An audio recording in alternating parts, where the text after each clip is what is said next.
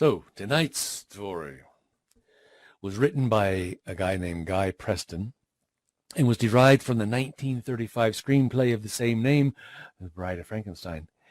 The story was published and released at the same time as the movie. That sounds like a modern phenomenon, right? They have a movie, then they do a book. This came out in 1935, but at the exact same time. The movie, monsterpiece, if you will, was created by James Whale and is widely recognized as the best film of the golden age of horror cinema. Ooh, it's very loud and a lot of screaming, but it's a dang good movie. So, kick back, relax, and cue the lighting. The Bride of Frankenstein. Night was casting her shadows over the little village of Ingolstadt, and the monster was dead. Yes, among the smoldering ruins of the old mill, the villagers still shrieked their hatred, but mingled with their shouts were cries of joy now. At last, it would be possible to sleep in peace.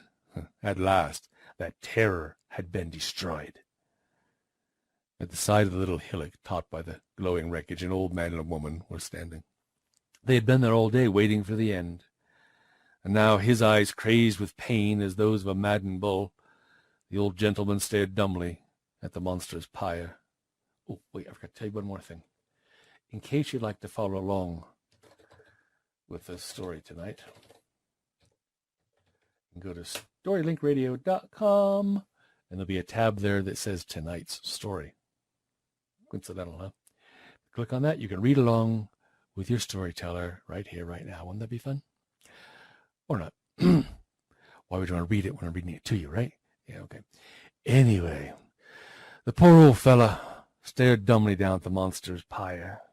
A charred beam fell with a crash on the smoking heap. The embers stirred and glowed, and a new flame leapt into the sky. The old man's lips moved, and he shook off the woman's detaining hand fiercely. His words came in a groan of anguish. "Maria! Oh, my little daughter! My little girl! It killed her!" Tenderly his wife put her arm about him. Her own grief was forgotten in her fear for her husband's sanity. "Come home, Hans," she urged him. "The monster is dead now. Nothing could live through that furnace. Why stay here longer?" But Hans shook his head. A shower of sparks spat venomously up at the night sky from the crackling beam lying athwart that ruins. And once more his lips parted. "I must see it, the creature, dead with my own eyes," he muttered as one who spoke to calm his own soul. "If I can but see those blackened bones, I may sleep at night." Slowly Hans made his way towards the ruins. One by one, the villagers were departing, urged homeward by the burgomaster. They went in little groups, for few could summon the courage to walk alone at night so soon after the nightmare had finally passed. Soon, only the woman was left to watch the smoldering pile and the stumbling, halting figure of her good man. With faltering footsteps, the old fellow made his way to the edge of the burned-out mill. The villagers had done their work well. The heat was terrific. Hans felt the dense smoke slewing on the breeze, pricking at his old eyes till the tears came. For his child he could not weep. Some sorrows cut too deep. A sudden fear came to the woman on the hillside. "Hans! Hans! Come back here! You'll be burnt yourself! Hans!" For a moment Hans hesitated. Did he hear her, or was he but searching for a firm foothold? Gingerly he placed one foot on that ashen pile. Oh, it seemed safe enough. He leaned his weight upon it and peered in for the brute's remains. His wife's warning scream came too late. A pile of blackened bricks fell with a crash beside him, and the ground seemed to open under his feet. With a startled cry, the old man flung up his arms and plunged forward and downward. A shower of red-hot debris sparked all around him. A rush of cold air raced past his ears. With a mighty splash, Hans struck the icy water of the mill's underground cistern. He was trapped. Coughing and spluttering, he came to the surface and began to swim. If only he could keep up until his wife came or brought help. An iron bar projected from the side of that well. Hans made for it with the heavy, deliberate strokes of an aging man. If he could just cling to that, just long enough. A sudden swirl in the water brought his head around with a jerk. It was dark down here. Only the glow of the smoking timbers up above illuminated the dank, moss-strewn walls. He screwed up his eyes with the effort to see. Crash! There it was again, nearer this time, something slithering in the darkness. Over to his left, he drew himself up by his bar and peered. Something was heaving up out of the water beside him. It seemed as though it would never stop. Higher and higher in the darkness, out of the water it grew until it loomed gigantic over him, and then it turned its head. With a shriek, Hans loosed the bar and struck out. The monster was alive! Alive! Like a streak, a giant hand clamped on the withered neck, thrusting it down and down. There was a feeble struggle, a gurgle, the splash of beating limbs against the water, and Hans lay still. Then, with a wordless roar of animal fury, Frankenstein's monster lifted the drowned body in its arms and hurled it blindly at the wall. The skull cracked, and the corpse slipped out of sight. At the same moment, from the ruins above, there sounded the voice of the dead man's wife. "Are you there, Hans? Hans, where are you? Hans!" The monster's lips parted in a crack of fiendish glee. An unholy light gleamed from behind its loathsome eyes. The red glow from the embers illumined its face as it groped upward. Raising itself still higher, it reached a hand through the crack in the ruins. The woman grasped it. "Oh, thank God, Hans. There you are. Wait, I'll pull you up. Back in Schloss von Frankenstein, there was rejoicing. Young Baron Frankenstein had regained his consciousness for the first time since the monster's murderous assault. He looked up with gratitude in his eyes as he saw his wife bending over him, and he guessed that it was thanks to her nursing that he was better. Elizabeth Frankenstein, and Minnie, her maid, guarded him jealously, and soon he was well on the way to recovery. Naturally enough, feeling his strength return, he hankered to go on with his experiments. But on one point Elizabeth was firm. Experiments, perhaps, but there was to be no more ghoulish tampering with the dead. "Forget all that horror," she implored him. "It was never meant that we should know those things, the secrets of life and death." Her husband looked at her fondly. Oh, heaven knew that he loved her, that he would do most things in his power to please her. But to abandon research just now, when he had achieved the superhuman. No, he argued. It was unfair of her to ask him. "I dreamed of being the first to give the world the secret of which God is so jealous," he told her, sitting in the great paneled room which was his favorite. "I yearned for the formula of life." A light came into his eyes. He went on eagerly. "Think of the power it gave me to create a man. And I did it, Elizabeth. Who knows, in time I might have trained him to do my will. I could have bred a race." Gently Elizabeth smoothed his brow, smiling when she saw the wrinkles melt. But there was an undercurrent of fear in her voice as she warned him. "Henry, don't say those things. Don't think them. As you love me, don't even think those things." She knew that Frankenstein had ever longed for power, and now that he had achieved the warped ambition on which he had set his heart, she dreaded the overwhelming brilliance of his brain. Oh, many times they talked together like this, and frequently she urged Frankenstein to yield to her wish to go abroad, far from the scene of his vile creation. But late one night, when the wind howled like 1,000 tortured devils around the tall battlements of the castle, there came a knock at the heavy oak door, which shattered forever the hope that was dawning in Elizabeth's heart. It was Minnie who answered the summons. A queer, tall man smiled down at her. There was that in his glittering eyes which struck terror as she backed involuntarily before him. Somehow she knew instinctively that he had come for no good purpose. "Der Baron Frankenstein, the deductive Pretorius is here on a secret matter of grave importance," said the stranger not unmusically. "Tell him that I must see him alone tonight." Minnie's scared glance flickered up and down the long black cloak which wrapped the stranger. It reminded her of the pall which had covered her father's coffin, and she shivered. "The master's abed," she quavered, flinching despite herself under the tall man's gaze. "That's where all decent folk should be this time of night." "So?" Dr. Pretorius's long teeth gleamed wolfishly in the moonlight as he grinned at her discomfiture. "Nevertheless, he will see me." With a thrust of his hand, he was past Minnie and in the hall. Yes, Pretorius was right. Frankenstein knew him well. He was a doctor of philosophy who had been dismissed from his university for dabbling in the black arts. Yes, he saw him at once. In the world of science in which he moved, there were many less creditable persons with whom he had to do business. Pretorius came straight to the point.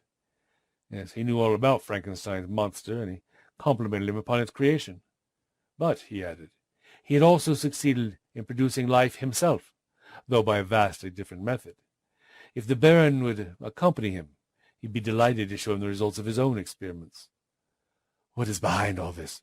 asked Frankenstein at last. It was plain that the doctor was wrestling with some secret excitement. Pretorius's lips parted in their wolfish grin. "Don't you see? We must work together, you and me. Together we may reach a goal undreamed of." Again he urged him to accompany him back to his laboratory. Feebly Frankenstein clung to his promise to Elizabeth. No, I'm through with it all. I'm going away. If I don't, my dear Elizabeth will whack me over the head and tell me to get over it." His tone transformed the other. Savagely, Pretorius clutched him by the arm. The mask came off, and he showed himself in his true colors as a threatening blackmailer. "Do you know that your monster is still at large? That it has already done 2 more murders since its resurrection?" Frankenstein stared aghast. The doctor went on. "Luckily, luckily for you, few apart from your wife and myself know that you, Frankenstein, are responsible for its existence. But there are penalties, I will remind you, for killing people. If I were to tell the law who made this roving instrument of death, Frankenstein paled and frowned. "Are you threatening me?" he asked haughtily. Again came that wolfish grin. "Oh, no. Don't put it so crudely. Say rather that I am reminding you. It were better that we work together." For a moment there was silence. Then Frankenstein rose to his feet and rang the bell. To the man who came he gave orders for his carriage to be made. Then he turned to Pretorius. "Damn you, I have no choice then. Let's go." He soon found the doctor had not exaggerated. He had produced life as he had claimed, and in his laboratory were some half-dozen tiny, pygmy little men and women, all living and imprisoned in flasks. "While you were digging your graves," Pretorius explained, "and piecing together the dead tissues as you did, I went to the source of life. I grew my creatures." "Oh, they are perfect!" exclaimed Frankenstein, scientifically enthusiastic in spite of himself. "But what a pity they are so small." Pretorius nodded encouragingly. Yes, and I give you the best. You did achieve size, Frankenstein.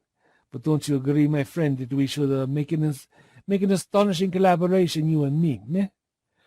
For some tense moments, love of science and love for his wife warred within Frankenstein's breast. Pretorius guessed that the battle needed but one more thrust to turn the way he wanted. Unfortunately, Elizabeth was not there to whack him in the head again, and instead Pretorius said, "Think. Our dream is but half realized. Alone, Frankenstein, you have created a man. Now together, we shall make him a mate." "You mean?" Pretorius nodded slowly. "Yes, Frankenstein. We together shall make a woman." The light of fanaticism gleamed in Frankenstein's eyes. Even as they were discussing this unholy partnership, the monster was stumbling over fields and pasture land. It was thirsty and famished. Hitherto, life had shown the monster only, well, shall we say, The creature. Life had shown to the creature only brutality, so that it lived by the code of fear. If it could frighten, it had soon learned that it could take what it wanted. If in its turn it could be made to fear, it fled. Somehow the blood pumping through the long dead tissues of its body was bringing back feeling to its nerves. Dully, like a clogged engine, its brain was learning to work, to think. Dimly it realized that it was an outcast, a horror to other men, for the meaning of stray remarks was permeating its befogged mind. The sun rose over the hills, lighting the tree-tops with a golden sheen. The monster, weary, paused in its path. It needed a drink. The sound of sheep bleating floated toward it. It ambled slowly in the direction of the sound. There was blood in the bodies of sheep. Suddenly, around a bend, it saw her, a woman thing. She was standing on a rock by the side of a stream, and about her sheep were scattered. A stream, water. The creature quickened its pace. The shepherdess did not see the monster until it was almost upon her. Its first intimation of its presence was a strange snarl which served for its speech. She turned, and then aghast at the horrid spectacle mooing and posturing before her, she screamed in abject terror and fainted dead away. How could she tell that the queer noises it made were a pathetic attempt to reassure her? Angrily, the monster bent over her. There was something it had not seen before. This faint, it did not understand it, and so it struck irritably at the insensate woman. Came the distant sound of a shot. The monster uttered a growl of pain and clasped its arm. Then, drawing back its taut skin above its yellow fangs, it roared in fury. The two huntsmen who had seen it strike the girl conferred hastily. Again a gun was raised. Instinct or intelligence was awakening the monster. It ducked and fled incontinent into a nearby wood. "Yeah? What was it?" The burgomaster looked up irritably from his desk as a man, panting and disheveled, burst unceremoniously into his room. Behind him, mouthing startled protest, stood the burgomaster's servant. The intruder gulped for breath. He swayed, exhausted with his long run. It was the monster!" He gasped, clutching blindly at a chair for support. "He's in the woods. A friend of I were out shooting. We saw him attacking a girl. My friend fired. I think he hit him." "The monster, you say? Ah, oh, excellent, then, excellent." It was a moment for which this pompous old burgomaster had been waiting. For years he had been longing to show the good people of Ingolstadt the kind of stuff of which he was made. He turned to his servant. "Stop gibbering, man. Get out the bloodhounds. Raise all the men you can. Lock the women indoors and wait for me." Fuming, he reached for his gun on the wall. Outside the house, he could hear his servant. Sorry, I just get this vision of someone trying to lock Talus or Caledonia in a room. Yeah, that'll work well. Sorry. Outside the house. Or Maya. Or Kira. It's got to be a different year. Yeah. Anyway. Outside the house, he could hear his servant shouting the news. In a minute, the narrow street was packed with a jostling throng of excited villagers, all armed haphazard with guns and pitchforks and crowbars and anything else to which they could lay their hands. Headed by the burgomaster, they trooped out of the village. They came to the spot where the other huntsman stood supporting the frightened shepherdess in his arms. "Which way did he go? Which way did he go? Which way did he go?" Sorry. "Which way did he go?" Even before he could answer the burgomaster's questions, the bloodhounds were baying and straining at the leash. "That way! Hurry!" Howling threats, the rabble plunged into a neighboring thicket. The hounds nosed the ground, their breath coming in quick, eager sniffs. They moved silently, swiftly, leading the mob off the rough cart track and up a steep, pine-covered slope. Suddenly, from the ranks of the crowd, there came a cry. "There he is! Oh, faster! Faster!" The burgomaster shaded his eyes. Ahead, just breasting the top of the hill, a vast, misshapen figure was loping. It ran awkwardly, as though its man-made limbs were unequal to the task. They moved ponderously like a primitive metal pistons. In a trice, the hounds had reached it and stood around baying while the rest of the human pack came up. Snarling, the great creature faced them, its pallid lips drawn back above huge yellow fangs. It lunged out savagely, grunting, squealing like a tormented pig. Fetid green froth dripped from its gaping mouth. But there were too many for this Too many this time for Frankenstein's creature to tackle. Someone slipped behind it. A thwack from an iron bar struck it on the head. He screamed with pain. A well-aimed stone brought it to its knees. Was it Elizabeth with that iron bar? We'll never know, though she does master in head-thwacking for sure. Then one person, more daring than the rest, stepping forward from the throng, slipped a rope about the creature's neck. Striking, stabbing, kicking, the crowd closed in. The memory of murdered wives and children banished all pity for this thing. Bind him securely, bellowed the burgomaster from a safe distance. Tie his feet first, then lash him to a pole. There are plenty of fallen pines around here. Groaning and writhing, the monster was subdued, lashed to a fallen tree and carried down the hill.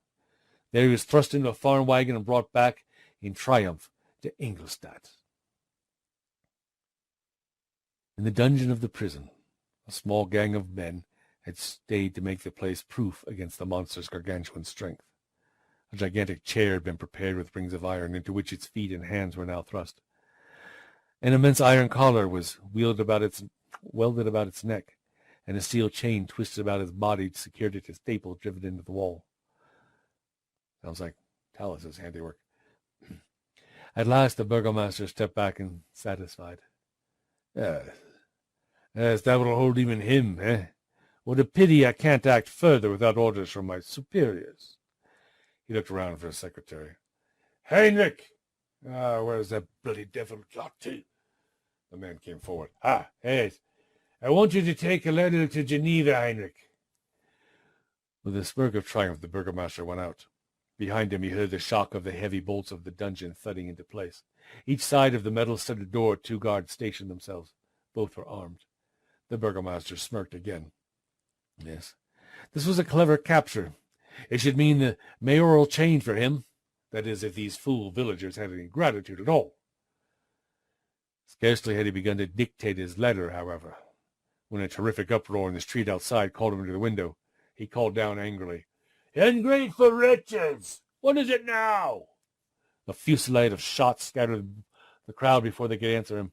A screaming woman fell wounded in the roadway. The burgomaster thrust his head farther out the window and then withdrew it hurriedly. Down the center of the road, roaring with shrill animal fury, came the monster. About its neck, wrists, and ankles were rough abrasions where the shackles had clasped its flesh. Its eyes glared wildly, and its teeth gnashed as it raced after the scared villagers who had so lately been its captors. Stooping, the creature swooped down upon the prostrate woman, snapping her spine in its 2 hands as easily as a man might break a twig. It shook the body venomously before flinging it brutally down onto the cobbles. The skull split open, and the monster tramped viciously down upon the dead white face until his leaden boots were spattered with vivid gouts of blood. Shoot! Screamed the burgomaster helplessly from his window. The red tape which had prevented him from having the creature killed on sight now vanished. With it fled his hopes of mayoralty. His natural pomposity was forgotten in the sudden awe of horror which overcame him. Cursing, he ran to the wall where he had just replaced his own gun. When he returned, it was in time to see the monster lumbering over the fields beyond the village. In a corner of the street, a little group huddled over the still body of a child.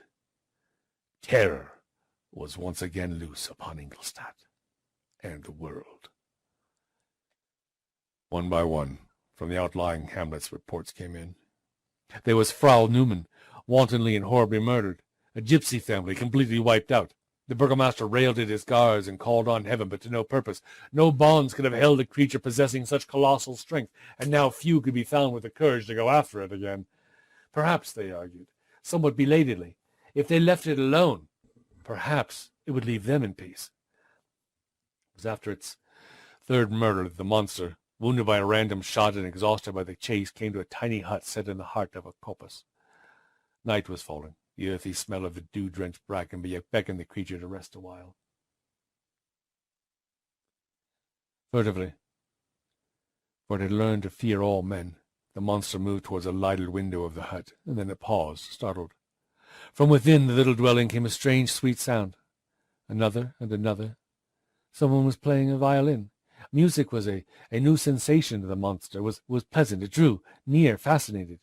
Within the hut, a hermit who was blind and old played on, unaware of the hideous face pressed close to the pane. For fully a minute the monster watched.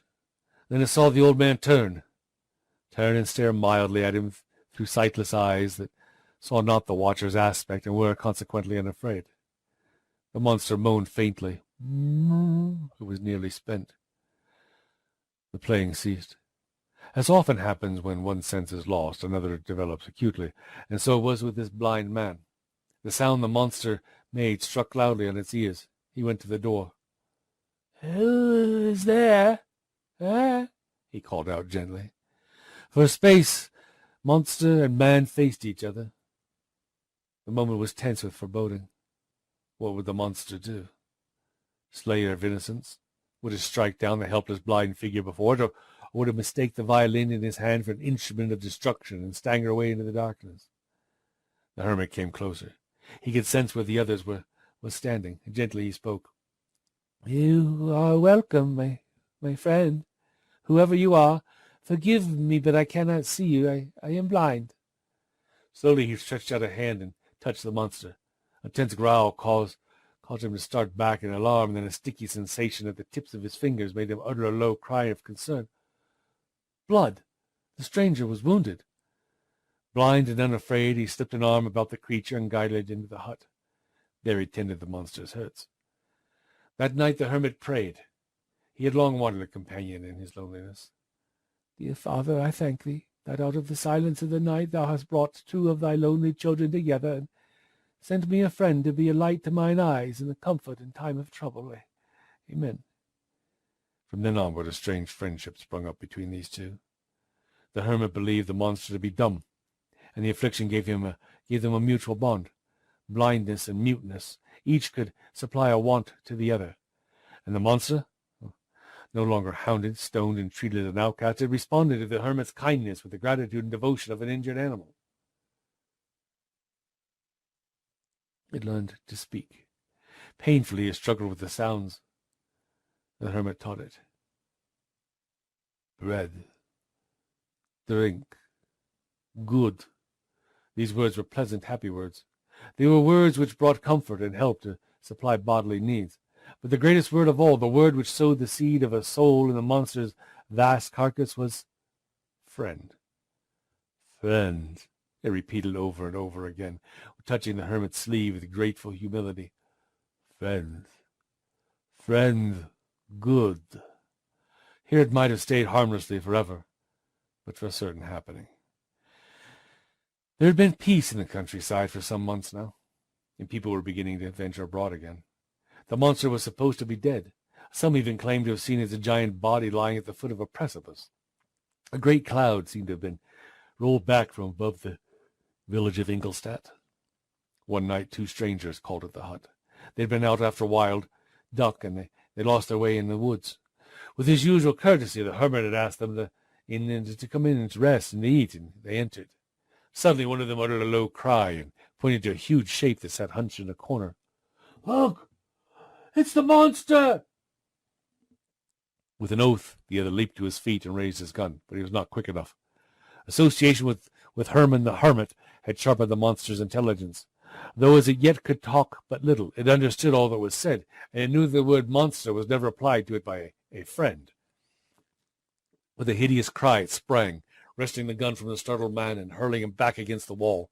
The next instant it sent the weapon flying through the window. Bewildered, poor Herman raised his voice. "What are you doing? This is my friend." The men turned on him furiously. "Friend? Why, this is the fiend which has been murdering half the countryside. Good heavens, can't you see?" Then looking closer, they realized what had happened. Herman was blind. He did not know. But there was no time now for explanations. The monster, roused from its feeling of security, meant to remove the 2 strangers who had blundered out the truth in the only way it understood. Lifting the table as easily as a matchbox, it flung it savagely across the hut. It caught the second man as he was shifting his gun from his shoulder, knocking him back against the door. The impact brought the swinging lamp down from its staple in the roof, and a wave of flame shot up. In 3 seconds, the hut was ablaze. Both men tugged at the hermit, dragging him out of harm's way. Then they, too, leaped for the open door. Within the hut, the monster battled frenziedly with the flames, hurling himself again and again at the wall in the attempt to break it down, anything to get out of the furnace which was raging all about it. At last, with a crash, the board gave way, and another, and another. Screaming with pain and fury, the creature plunged through the opening and out into the woods. The hunt was on again. A black shape stood silent by the gaping mouth of a tomb. It was tall and gaunt, and the pallid moonlight, shining from above, gleamed on a row of yellow teeth set in a wolfish grin. All about it, like stark fingers pointing to the sky, rose countless headstones, while here and there a monument to some noble family towered grimly, remindful of its neighbors. Yes, it was here, and it amused Dr. Pretorius to think that even in death there was snobbery. The graveyard was deserted, as a graveyard should be at dead of night, save for the solitary figure who waited motionless beside the crypt, Dr. Pretorius. Somewhere an owl hooted. The doctor turned his head, then his lips snapped with an exclamation of annoyance as he noted the glimmer of light moving up over the graves. Of what use was all this secrecy when the fools gave their presents away in this idiotic manner? Cupping his hands, he uttered an answering hoot and waited until the two men came up. "Put out that light," he hissed as they stood together awkwardly before him. "We want no more witnesses for... We want no witnesses for what we have to do here, you fools." Reluctantly, for the men he had hired were superstitious peasants, they obeyed him. One of them blew out the lantern, and the three figures stood listening intently. No sound, however, fell upon their ears, save the moan of the night breeze and the tall trees fringing the cemetery and occasional creak of their branches. What a pleasant place! Satisfied at last that they were unobserved, Dr. Pretorius led the way down the narrow stone steps into the bowels of the crypt. Tonight was an important one for Dr. Pretorius. He had threatened, wrangled, cajoled, and pleaded with Frankenstein for his cooperation in the experiment which was to make a woman fit to mate with the monster. It had all been to no purpose. Just when he had believed that Frankenstein was ready to yield, that his enthusiasm and love of silence would compel him to throw in his lot with him, Elizabeth had entered the room, and thwack! A few words that she had heard as she entered the door had been sufficient to enlighten her as to what was proceeding, and she had immediately forbidden her husband to countenance the thought of another such experiment. What was more, after she had thwacked him on the head, she had shown the doctor the door and given orders for the schloss to be closed, while she and Frankenstein undertook a long trip abroad together.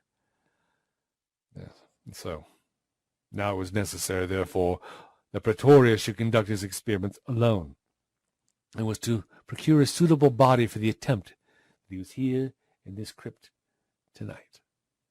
At the foot of the steps he paused and relit the lantern. The pale light flickered fitfully, dimmed and glowed like a great crow, draped in his long black cloak.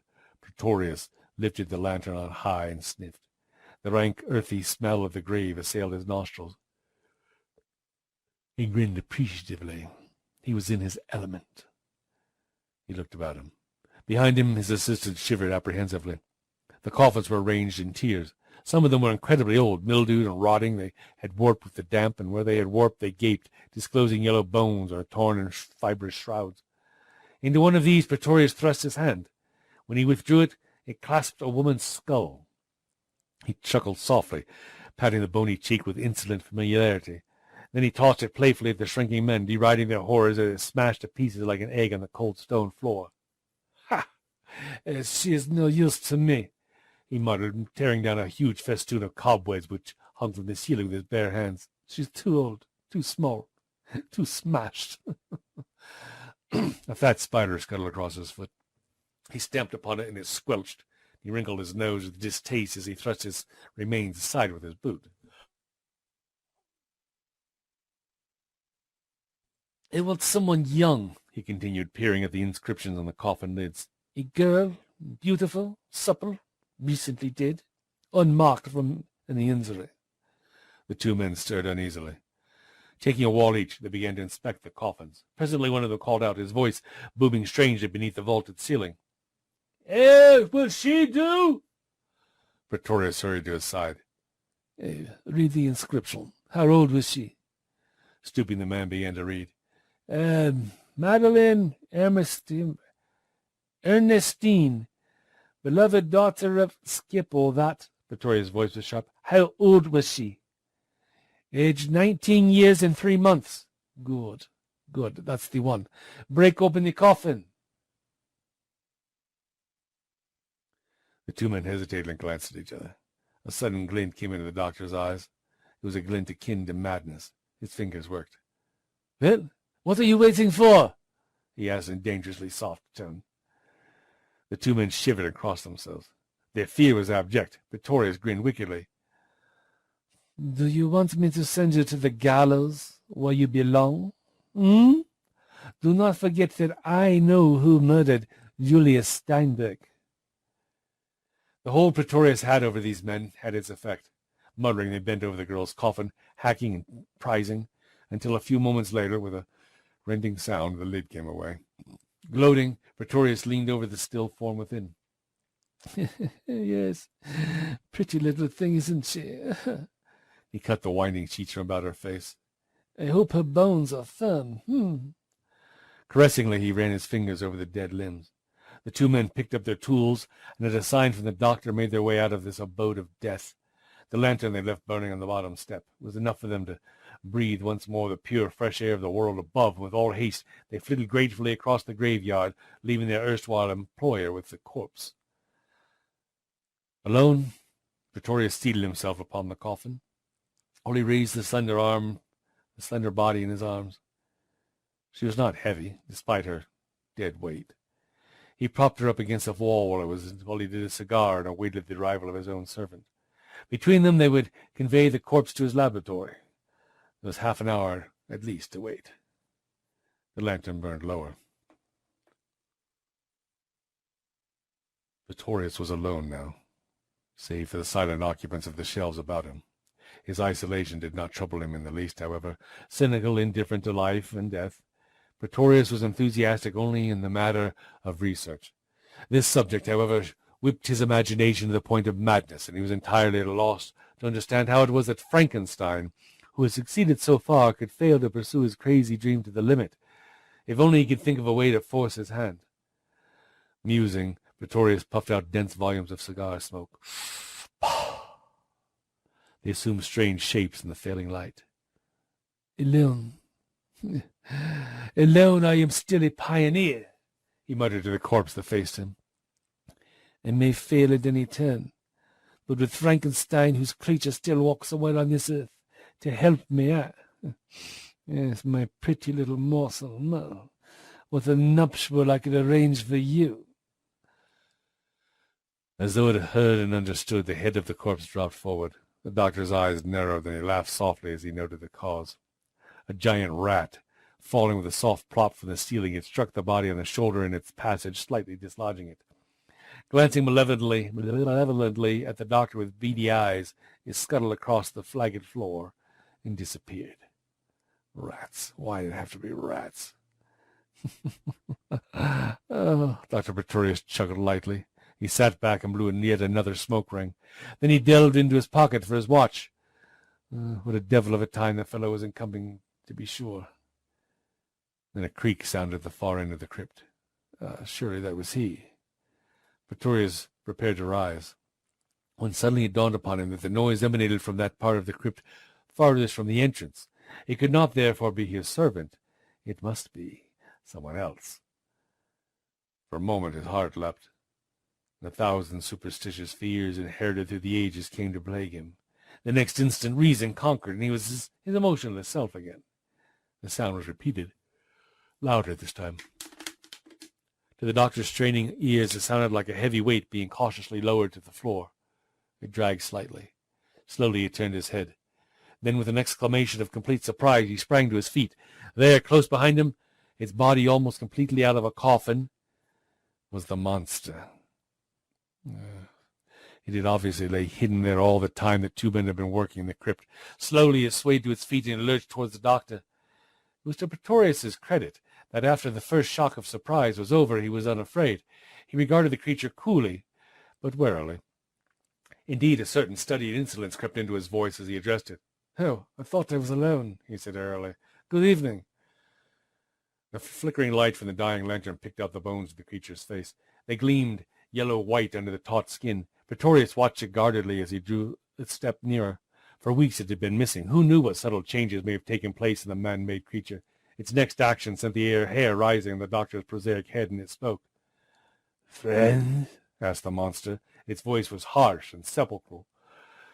Pretorius took a grip on himself. After all, it was perfectly normal. The monster had been in the world some while now. It was natural that it should have learned to imitate human speech. "Yes, friend, indeed, I hope so," responded the doctor, his brain beginning to work rapidly. He indicated a seat beside him. "Have some refreshment." Avidly the monster swallowed the wine and food Pretorius had brought for himself. It was a wise move on the doctor's part to put the creature in a good humor. Peering about her with curiosity, its gaze lighted on the corpse of the girl. It turned to Pretorius. "You make man like me?" it asked. There was a pathetic eagerness in its harsh notes. Pretorius shook his head. "No. I make woman a friend for you." The monster nodded, gratified. "Woman, friend. I want friends like me." The idea which had been simmering in the doctor's brain from the moment he set eyes on the monster learned that it could speak suddenly fructified. Stroking his chin, he rose to his feet. "You think you may be very useful, my friend. You can add a little force to my argument if necessary." For a moment he hesitated, then. "Do you know who Henry Frankenstein is, and who you are?" The monster nodded. Made me from dead. I love dead. I hate living." Pretorius chuckled. "You are wise in your generation. Well, we must have a long talk, you and I. And then I have an important call to make. Perhaps Baron Frankenstein will not, after all, be so selfish as to refuse my request when he sees you face to face." There and then, in the blackness of the tomb, for the light had gone out long before they finished, Pretorius told the monster about his plan to make it a mate, emphasizing Frankenstein's refusal and appealing for the creature's cooperation. And when at last he stumbled up the steps into the graveyard above, it was with the knowledge that the monster understood its part in his plan and could be relied upon to do its share well. Immediately Pretorius made his way to the Schloss von Frankenstein. Despite the lateness of the hour, Minnie, the maid, was awake. "I must see the Baron," declared the doctor, pacing the hall, "immediately." Protesting that her master and mistress were unable to see anyone, Minnie left him, but the clangor of the great door-bell had alarmed Frankenstein. "What is it?" he called from the library. "It's that Dr. Pretorius again. He wants to see you," Minnie answered. Frankenstein groaned and turned to his wife. Then I knew it.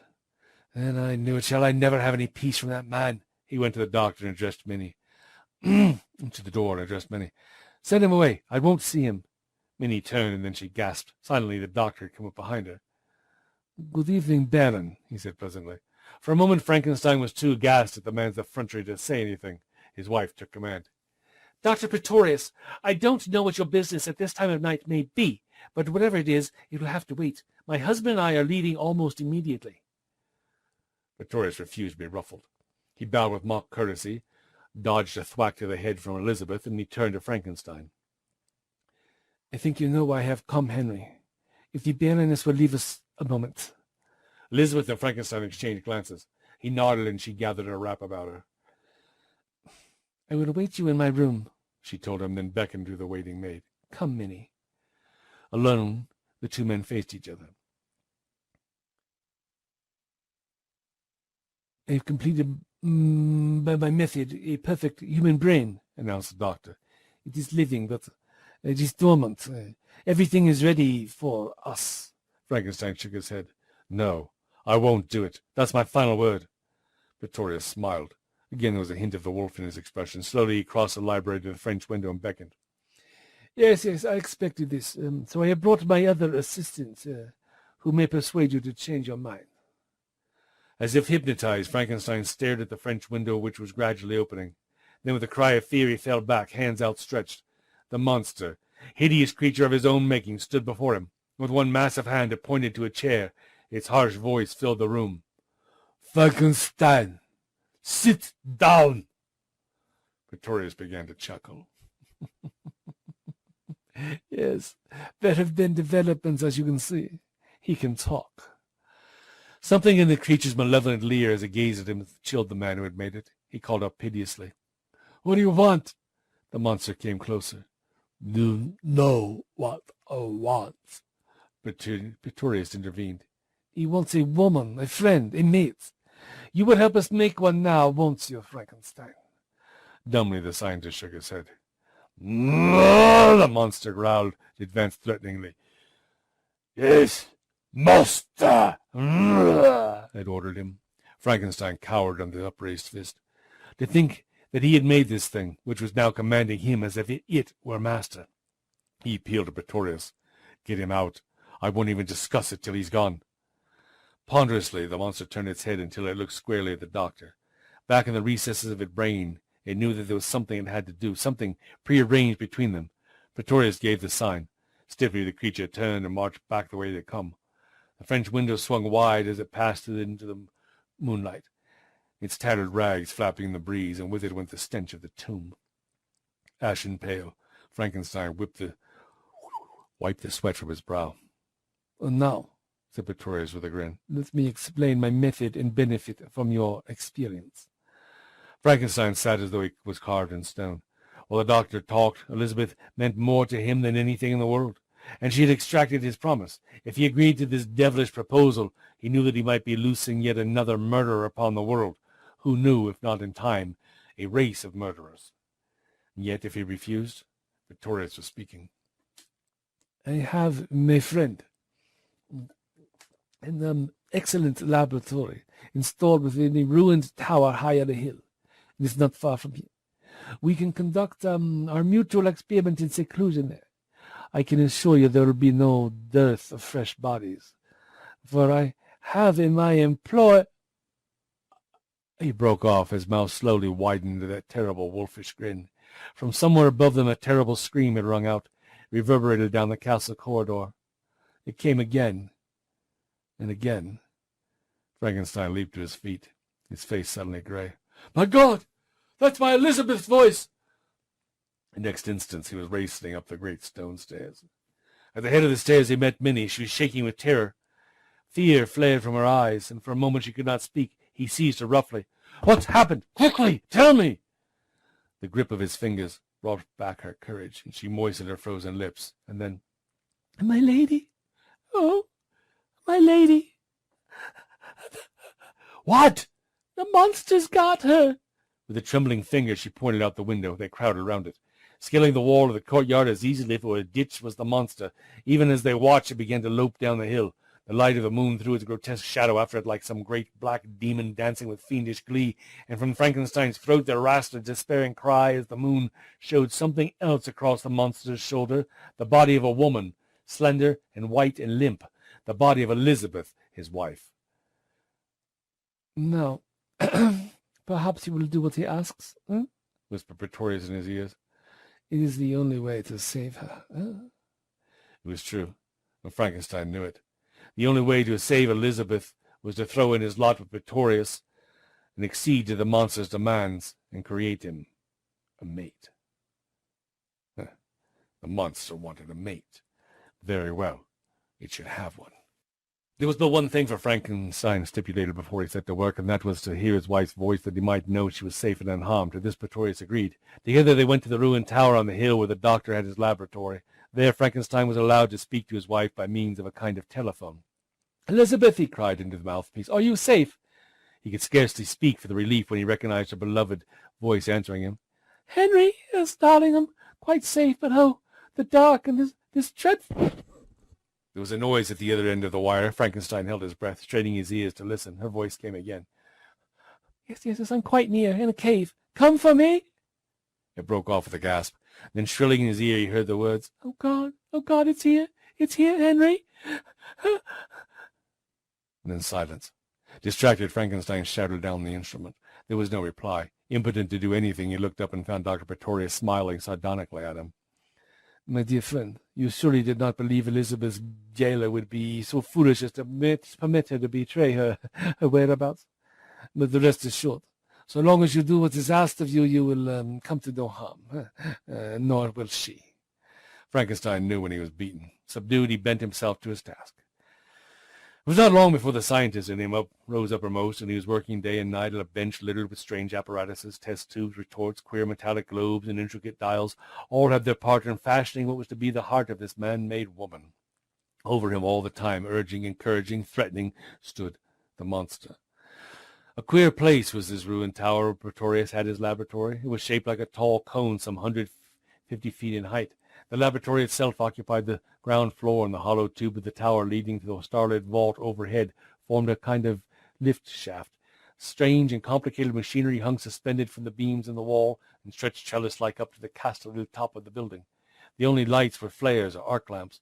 Came the time when the current was applied, the mechanical heart began to beat. Pretorius bent his head exulting over the glass container, watching while the blood pumped steadily up and out. Suddenly the heart fluttered and stopped. With a curse, Frankenstein flung the contents of a bubbling crucible onto the stone floor and slumped into a chair. We need another heart. A human heart. It must be sound and young. Where can we get it? The doctor and the monster exchanged glances, then Pretorius went to the door. Carl! He called out. A loutish, misshapen brute appeared. Carl. Frankenstein recognized him as the doctor's most trusted servant. He began to explain. What we need is a female victim of sudden death. Can you do that? There was always accidental deaths occurring. For a moment Carl hesitated, then the doctor spoke, and there was that in his eyes which made his meaning clear. Yes, Carl, there are always accidental deaths occurring. The man withdrew. And that night a youth was mourning his sweetheart, and a new heart, a human heart, beat strongly in Frankenstein's glass container. For 9 hours a small heart beat with the regularity of the normal. Excitement ran high. Taking it in turns, Pretorius and Frankenstein watched the indicator rising and falling and saw the blood begin to flow simply and easily through the valves. At last it was decided that the time had come to transfer the organ to the waiting corpse. The vital stages of the experiment had arrived. It was an occasion when the slightest slip might mean the undoing of all their work. The monster had served its purpose. It had kept Frankenstein from prowling in search of his wife. It was now in the danger of becoming something of a nuisance. Accordingly, Pretorius drugged the creature and had left it lying on its great straw bed. What was needed for the successful completion of their task was a terrible thunderstorm. Then, claimed Frankenstein, the air would be full of electricity, which could be imparted to the corpse by means of a wire attached to 2 kites passing through an electrical diffuser. Pretorius, looking out of the window, noted with satisfaction that just such a storm as was common here was brewing this very night. We must work quickly, he cried, wheeling the stiff body under the bright light of the arcs. Together they bent over it, cutting away the surgical bandages which swathed the entire figure. Soon it was ready to receive the heart. Poising a scalpel above the breast, the doctor made a swift incision, and his fingers were working with all the deft skills of which he was capable. Frankenstein inserted the beating organ. They worked in intense silence until the deed was finished. The atmosphere grew clammy. The storm is almost overhead, announced Pretorius presently, peeking out of the window. It will break soon. He turned almost affectionately to the figure lying still upon the operating table. To think that within that skull is an artificially developed human brain, each cell awaiting for the life that is to come. A low rumble of thunder brought his sentence to a close. He glanced up the funnel of the high towers. Are the kites ready? Called Frankenstein. Yes. Then send them up as soon as the wind rises. They must reach their zenith before they are struck. For some minutes longer they worked together, connecting the wires of the cosmic diffuser to the body on the table. Up on the battlements of the high tower, their shadows danced grotesquely in the light of the paraffin flares. 2 men wrestled with giant windlass, which was to hold the kites when they cast off. A blue wave of lightning flickered over the mountain ridge to the south. Thicker and thicker grew the atmosphere. It felt like an immense blanket pressing down upon the world beneath. Then came the first assault of that storm, a terrific clap of thunder which shook the valley. A vivid folk played wildly up and down the sky, and at the same time the rain began to fall. Up the dark funnel of that hollow tower glared the white face of Frankenstein. Faintly his voice reached above the din of the storm. Stand by the kites! Are you ready? Let go! Guessing his meaning more by his gestures than by his words, they let the wires run out. The kite streamed steadily up the wind which had mysteriously arisen to whip the raindrops fiercely into their faces. And crash! With a hideous crackle, the lightning struck the kites. A beam of fire zipped down the wires holding them. Down the eerie funnel of the tower to the cosmic diffuser suspended above the body, a shower of sparks played over the long dead face, and the hand of a dial began to jig rapidly. With eyes fused to this dial, Frankenstein waited while the storm raged louder and fiercer overhead. Pretorius joined him, rubbing his thin hands together nervously. He was grey with excitement. Sweat dripped from his forehead, and his queer, pale eyes glinted malevolently. Shock after shock passed through the diffuser and entered that body. The indicator on the dial rose. 40, 50, 60. Overhead, the white faces of the waiting men peered down the shaft. Both had had their orders. Suddenly, Frankenstein stepped back and touched a lever. "Ready!" he yelled. "Stand back! It's coming up!" There came a steady thumping from the floor below. It was the hydraulic lift at work. The table maintaining the body lurched, steadied, and began to rise. Higher and higher, it reached the top of the tower. Like 1,000 demons let loose, the storm concentrated its fury upon it. It seemed to be lit by a constant stream of lightning. Great flashes of combustible gas illuminated the shaft, jagging the darkness with flickering light. Suddenly, from one of the men on the battlements came a yell of terror. "The monster! It's loose! It's after me!" Together, Pretorius and Frankenstein peered upward. A gigantic shape loomed over the narrow opening far above. It picked up the screaming man, Igor Karl von Drake, shaking him as if he had been a rat, and threw him bodily over the parapet. Maddened by the sound of the storm, it was running amuck high up there in the battlements. The sound of its roars reached them far below. There was no mistaking it. "How much drug did you give him?" shouted Frankenstein in the doctor's ear. "Enough to keep 10 men under for a couple of hours or more." "Oh, damnation! He will ruin everything!" But even as he spoke, a faint luminosity began to spread over the table containing the corpse above. Both noticed it together. "Thank heavens, we're in time! Pretorius, pull over that switch!" The doctor obeyed. With a strange hissing sound, the whole devilish contraption descended. Together they stared at the still, swathed body on the table. Forgotten now was the raging monster overhead. They were grimed with dirt and exhausted with their efforts, but their greatest moment was yet to come. Had the experiment been a success? Slowly, almost awfully, Frankenstein bent over the corpse. With shaking fingers, he loosened the bandages covering its face. He took them off. Then he fell back gasping. A pair of vivid blue eyes looked up at him. Strange eyes. Eyes that had in them the questing wonder of a child, and yet were filled with terror. He turned to Pretorius. "She lives!" he cried, triumphant. "She lives! She lives!" Ah, it was the culmination of the wildest dream.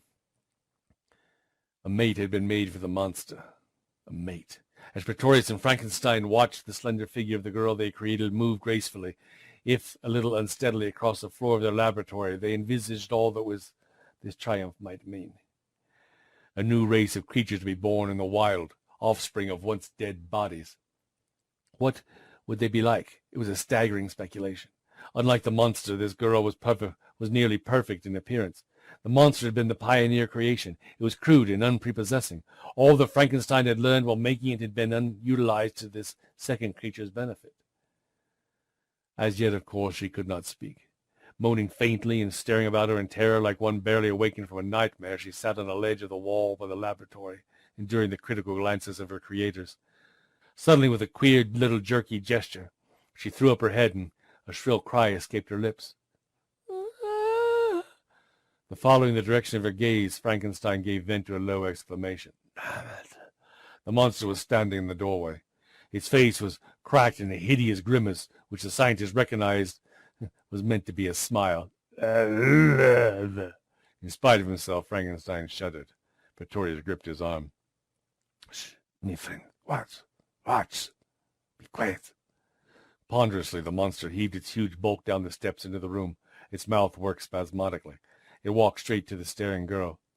"Hello, friend," it said. The staring blue eyes grew wider. She shrank back. The two scientists watching could see fear make way for panic in the small, drawn face. A note of anger crept into the monster's voice. "Friend," it said again, reaching for the girl's hand with one gigantic hand. There was a note of command in the voice. Something about this ghastly travesty of love sickened Frankenstein. "Stop!" he cried. The monster turned with a snarl and caught the girl fiercely to him. Her mouth snapped wide, and a high metallic scream rang forth. It maddened the monster. It began to croon reassuringly to the girl. Its harsh notes only terrified her more. She screamed again. Swiftly, Frankenstein crossed the room and took her from it. A bellow of fury escaped it. "She ate me, like others," mouthed the monster. Once more it made for the girl. At that moment there came an interruption. The door of the laboratory was flung wide, and Elizabeth appeared, looking for someone's head to thwack. Finding herself unguarded, she had managed to escape. "Henry!" she called. Frankenstein motioned her back. "Get out! As you value your life! Get out!" He knew none better the temper of the monster when roused. She shook her head. "Not without you." A terrific crash told of the shattering of the tray full of glass apparatus. Smashing its way towards him, the monster reached out once again for the girl. One hand fell for an instant on the electrical control lever. "That lever! Watch out for that lever! You'll blow us all to atoms!" shrieked Pretorius, flinging everything within reach at the raging creature. The meaning of his words clicked to the monster's slow intelligence. With a trumpeting roar of triumph, it seized the control with both hands. "Henry, you must come! I won't go without you!" screamed Elizabeth. For a moment Frankenstein hesitated. "I can't leave them, don't you see?" But his hesitation gave the monster the chance it had sought. Like a flash, one huge hand shot out and seized the girl from the scientist's arm. Then it gestured savagely toward the door. "You live! Go! Go!" Frankenstein waited no longer. As the door slammed behind him and his wife, and the monster saw them running madly down the hill, it caught the shrieking girl in a close embrace and threw itself flat across the lever. "We belong dead," it cried out as the first shudder shook the building. And the white gibbering face of Dr. Pretorius was the last thing the creature saw. Before there came a blinding flash, a terrific explosion, and the whole tower thundered down in ruins.